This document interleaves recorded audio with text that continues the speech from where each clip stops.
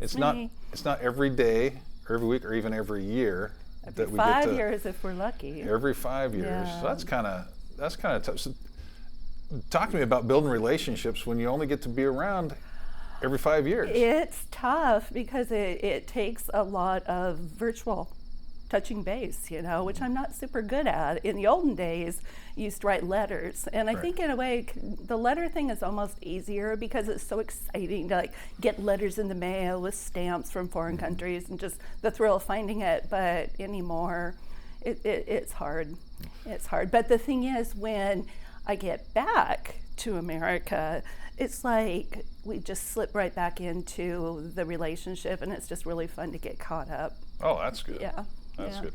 I think there's you mentioned writing letters, and I think that's a lost art. Yes, absolutely. Have you? I mean, you can type or text the exact same thing, but there's something different about it being written out. Absolutely, and getting that envelope and opening the envelope and taking out the paper, and it gets grungy because you're reading it over. And living overseas, it would be like that because you get a letter. And my first missionary term was in a very isolated area, and we only got the mail when the missionary planes came in, Missionary Aviation Fellowship. So we'd get the letters, open it up, take it out, and then read it, and then read it again with a cup of coffee, and then put it in my purse or whatever, and read it again as the day went on. It was really meaningful. But you've been doing this. You've been doing missions for quite a while. Yeah, I started 35 years ago, 1988.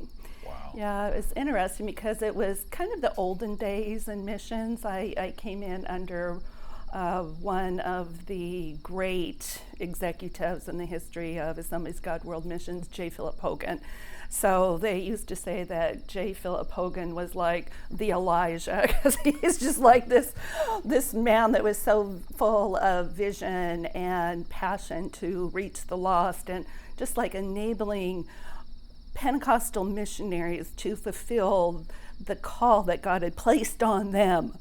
And of course, things change as the decades go by, as the generations go by. That was really 3 generations ago. Wow. So I came through that, the old time, maybe a little more paternalistic in missions, and then came through a generation that was really much more about serving the national churches, coming alongside the national churches, and now it's taken a whole new direction. So you mentioned the term paternalistic. Yeah. Now, as a single lady going on the mission field, and times have changed, kind of maybe walk me through that a little bit, the good, the bad, the ugly, the different. Yeah, I think that the experience of being a single woman is probably going to be different for everybody. An interesting fact about me is that I am very empowered. And if someone tries to marginalize me, then it's kind of their problem and not mine. First of all, my local church has empowered me to do missions. My network has empowered me to do missions. The division, or the Assemblies of God World Missions, has empowered me to do that. And I have that empowerment on every level of my life. And so there have been times, certainly, when I've run into paternalistic attitudes, but I am fortunate enough to be able to say, from how I view myself, my perspective of self, is that I am a person. I am a woman, you're a man, and we are people in service to the kingdom. Right. And in that, there's great equality. And I think that's very biblical, and fortunately, that's how I've been able to spin it. But it's very difficult to watch women being marginalized. And married women also live with the same thing. Married women will live with the same thing. We have very, very capable men and women, married couples, and so often it's the man who's the head of household. It's the man that gets elected to leadership positions, when in times, really, his wife is probably more qualified and more dynamic. Yeah. So fortunately, this is changing within Assemblies of God World Missions, beginning to change. It's been a slow road, but we have some married women who are now moving up in leadership. Because single women have always been able to move up at some point, but It's interesting looking at the assemblies, though. How many female missionaries yeah, we've had? How Yeah. many women have planted churches? Yeah. I mean, from way back. yes, yeah, it's a big part of our history. If God hadn't called you to missions, what would you be doing? Oh, I would probably be an entomologist doing aquatic entomology for King County. I'm not sure what I'm really not that bright with those big words. Can you break it down? Yes, well, I like the sciences, I like biology, I like grammar, I like languages, I like to study the small details. And entomology is the study of bugs, Oh, of insects, and that interest in entomology has certainly been fueled by my study of tropical medicine and infectious disease. So I have great interest in that. but you've been able to take that passion for figuring out disease stuff and whatnot. And I know I sound like a terrible layman that has no understanding. You don't have to know. But you've used that in Yeah. your ministry. Yeah. So Yeah. I know you started. Was it Senegal? No, Zaire. Zaire. Well, Okay. early on in Latin America. I started in Latin America in the late 80s. I think I actually remember that before we were pastoring. Yeah. I think I remember that. So you've been to Latin America, you've been Africa. Then you were in International Ministries. International Ministries. Right. And then Russia. And then Russia. Yeah. And now heading into to Austria, Austria. Central Europe. Okay. Yeah, Central. so- And now has there been besides the gospel, besides winning the lost, there's different ways to reach people, Yeah. different tools, different trades. Has there been a common denominator? I know you did AIDS work. Yeah. Was that both in Africa and Russia? And it's what I still do. That's what yeah. you're still doing? Yeah, still Okay. do HIV. I call it HIV stuff, HIV AIDS ministry. Yeah. Okay. How has that changed over the years? Wow. Well, when I first started out in the late 80s, HIV had just surfaced in the world's view, like it was just coming out, and HIV, the epidemic continued to grow exponentially with no signs of stopping until 2006, when some really effective medications became available for the masses. But before 2006, everybody that had HIV died from AIDS.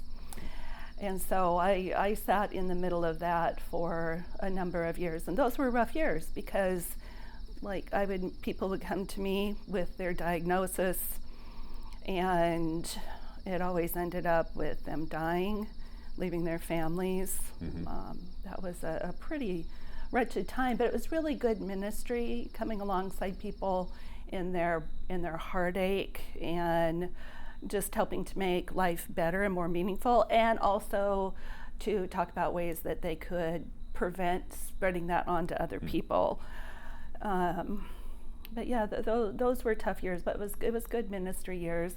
And so in that era, again, it was about coming alongside people and helping them learn to live with their infection, not pass it on, but also just to realize the hope that is so present when we have Christ to guide us, and just knowing Jesus through all of it, because Jesus always has and always will be the most excellent solution for all of these achy things. And those were really achy times. And now in the last 10 years or so, treatment has become much, much more accessible and widely available for people who know how to access it. We had you at one of the churches that we pastored, and my kids were pretty young at the time.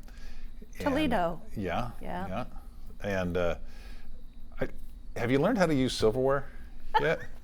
Because at the time, I think we had you over for spaghetti or something, and you said, "Oh no, I don't need a fork," and you just started You're eating spaghetti. I And my kids remember loved it. My that. kids thought I that was do the greatest remember thing that. ever.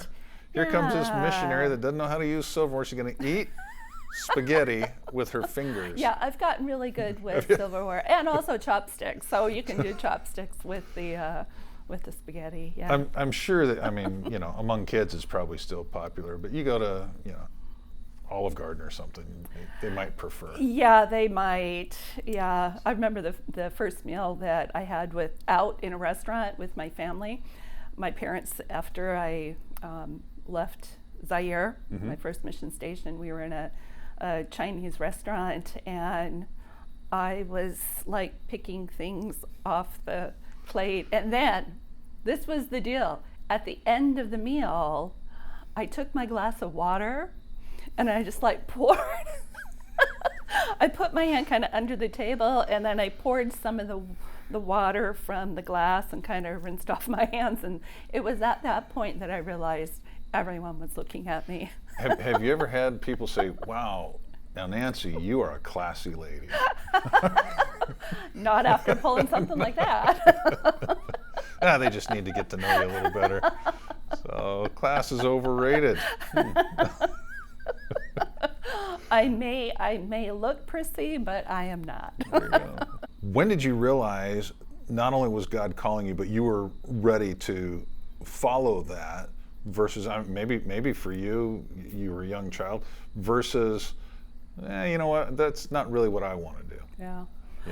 You know? I was 16 years old when I felt the Lord speaking to me to be a missionary, and I was at a youth convention in Yakima, and I came home from that convention a Saturday, told my parents that the Lord had called me to missions, and then the next Sunday I stood up in church.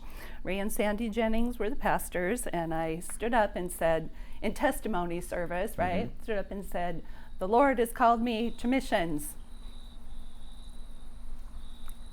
And that was it. Crickets? No, missions. No, I mean, then you hear crickets. No, interestingly enough, no one has ever told me that I couldn't do this. That's awesome. No one has ever told me that I couldn't do it. Instead, people in my church, my family came alongside me, directed me to go towards Northwest College because I knew I wanted to be a career missionary, so I knew I needed to get credentials. So I went to Northwest, and studied to get what I needed for my credentials. And then it was my mom who had the idea that it might be good to have another degree, like a nursing degree that I could use. I've never considered myself a missionary nurse. I am a nurse I am a missionary who happens to be a nurse. Okay. And has been a big distinction for me. The ministry is so meaningful, and I've had wide open doors to very kind of populations that are very underserved. And I've studied a lot of languages, and as I've studied those languages, 6 or something? yeah, I'll be studying German now as I go to Austria. And when you have language, that opens up the doors to getting to know a completely different set of people that you would never have access to. Yeah. And so I've had the languages, and I've had these open doors to come alongside really just people. You're an adventurer. I am an adventurer. Yep. Which serves you. I mean, some of the places that you've gone and ministered to, they're not necessarily the not necessarily first world. Got all the benefits, you were talking about driving up to Timbuktu, Yes. which some people I think don't realize is an actual place. It is an actual place, yeah. What advice would you have to pastors who are thinking, hey, I'd like to get a missionary in here, or I'm not sure about getting it? One of the things, 20 plus years I've been pastoring, and I don't let my congregation know usually when I'm going to have a missionary, because unfortunately, we like to listen to our pastor. I want them to hear the missionary. Yeah. Well, the pastor definitely sets the missions culture of the church. It's really important to allow congregants to hear the voices of missionaries. because the congregants might actually be more inclined towards missions than the pastor is. Because true. the pastor is always having to, the role of pastor is a big role, right? And it's a lot of management and time and money and all of this. And people are sitting down there, yeah, they want to hear missionaries because they're still inspired by stories of missionaries. I think the biggest thing that would be helpful to me that I've seen this year, because I've been home for a year now fundraising, is just give an opportunity for people to actually give money in an offering. I'm sitting in a place now where I really need funding, and I've never been so low on funding in my entire career, and it's very discouraging. Okay. It's very, very discouraging. And yet, after services, I have never received more Pentecostal handshakes. Really? People just coming up and saying, "Here, I wanted to give this to you, but there was no offering." No kidding. Yeah, like hundreds of dollars. Wow. Hundreds and hundreds of dollars. People's like, "I wanted to give this to you, but I don't know how." So if I could ask pastors one thing, just please pass the COVID basket. Offerings are important. Offerings are really Offerings are important important. because people give and then they connect with that. I remember the first time I gave a missions offering. I gave $200. I was 19 years old. I had a part-time summer job, and I gave $200 to some missionaries in like 1986, 85. Wow. $200, which is a huge amount of money to me. And you know what? To this day, almost 40 years later, I still follow them. They're not even on the field anymore. Wow. But I invested that sum of Yeah. money into them. So. Oh, that's cool.